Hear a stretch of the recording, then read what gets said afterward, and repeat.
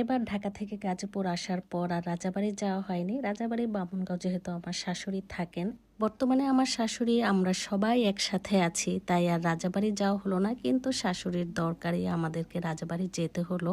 আর এই রাজাবাড়ি আসবো, রাজাবাড়ির বাজারে থামবো না তা কি হয়? রাজাবাড়ি বাজারে আসার পর আমরা সবাই একটু চা বিরতি নিয়ে থাকি, হোক সেটা অন্যান্য খাবার বা চা খাবার যেটাই হোক না কেন, রাজাবাড়ি বাজারে আমাদেরকে বিরতি নিতেই হবে। এখান থেকে আমরা কিছু শুকনা জাতীয় খাবার নিয়ে নিচ্ছিলাম। সেই সাথে যখন নাড়ু দেখলাম, নারিকেলের নাড়ুটা দেখে তো আমার স্বামী আগে মুখে দিয়ে দেখলো কেমন লাগে, তারপর তার খুব পছন্দ হয়ে গেল, তাই 120 টাকা দিয়ে এই নারিকেলের নাড়ুর প্যাকেটটা নিয়ে নিলাম। দেখতে দেখতে তো আমরা বামুনগাঁও চলে আসলাম। বামুনগাঁও এসেই আজকে ভাবলাম যে আজকে বামুনগাঁয়ের গ্রামীণ চিত্রটা তুলে ধরবো, সে কারণে আমরা গাড়ি থেকে নেমে তারপর সে বিকেলের সৌন্দর্যটা উপভোগ করার জন্য হাঁটতে হাঁটতে দুজাল মিলে এগিয়ে যাচ্ছিলাম। আর এই যে গ্রামের কিছু সুন্দর দৃশ্যগুলো আপনাদের সাথে শেয়ার করছিলাম। এখানে আছে আমার হাতে তেজপাতা, তেজপাতার গ্রানটা আমার কাছে একটু মনে হলো না যে এটা তেজপাতা। তারপর আমরা দুজন মিলে হাঁটতে শুরু করলাম। আসসালামু আলাইকুম, কেমন আছেন সবাই? আশা করি সবাই ভালো আছেন। আলহামদুলিল্লাহ, আমিও আপনাদের দোয়ায় ভালো আছি। এই যে গ্রামের নিরিবিলি রাস্তা দিয়ে হেঁটে যাচ্ছিলাম, খুব ভালো লাগছিল। শীতের বিকেলে পরন্ত রোদের একটা মিষ্টি তাপ গায়ে লাগছিল, সেই সাথে মৃদু একটা হালকা হাওয়া গায়ে লাগছিল। সবকিছু মিলে নিরিবিলি এই রাস্তাটা দিয়ে হেঁটে যেতে খুব ভালো লাগছিল। সামনে যেয়ে দেখি বাচ্চারা খুব খেলাধুলা করছে। গ্রামে একটা চিত্র খুবই ভালো লাগে, বিকেল হলে বাচ্চারা খোলা মাঠে খেলতে শুরু করে দেয়। আর এখানে বসার একটা জায়গাও দেখলাম।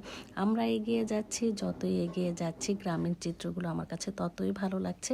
আর গাছগাছালি থেকে যখন পাখির সুমধুর কণ্ঠ ভেসে আসছিল, তখন তো আরও ভালো লাগা কাজ করছিল। স্বামীকে তো আগেই পাঠিয়ে দিয়েছিলাম, বলেছিলাম তুমি চলে যাও বাড়িতে, আমরা দুই যা মিলে হেঁটে হেঁটে তারপর আসবো আর গ্রামীণ সৌন্দর্যটা উপভোগ করব, সেই সাথে আমাদের হাঁটার কাজটাও হয়ে যাবে।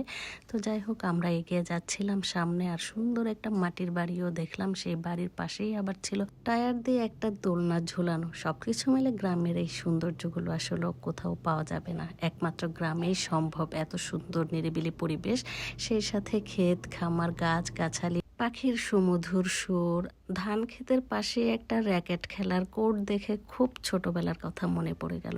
আমরাও কিন্তু এভাবে র্যাকেট খেলতাম, বিকেল হলেই সবাই চলে আসতাম র্যাকেট খেলার জন্য। স্বামী তো আমাদের জন্য অপেক্ষা করছিল, সে আমাদেরকে নিয়েই বাড়ির দিকে যাচ্ছিলাম। আর ভিডিওর প্রথমে আমি বলেছিলাম রাজাবাড়ি যাওয়া হয়নি, আমি ভুল বলেছি। আমার মনেই ছিল না যে এর মাঝেও একবার কিন্তু আমরা রাজাবাড়ি এসেছিলাম, সেটাও খুব অল্প সময়ের জন্য, আমি ভুলে গিয়েছিলাম। আর আমরা যেহেতু সন্ধ্যায় গিয়েছিলাম তাই আমার অতটা খেয়াল ছিল না। রাজাবাড়ির কাজ শেষ করে আমরা মাস্টার বাড়ি এসে আমরা হালকা পাতলা নাস্তা সেরে নিলাম। যাই হোক, ভুল ত্রুটি সবাই ক্ষমা সুন্দর দৃষ্টিতে দেখবেন। আজকের মতো এখানে আপনাদের কাছ থেকে বিদায় নিচ্ছি। নেক্সট ভিডিও দেখা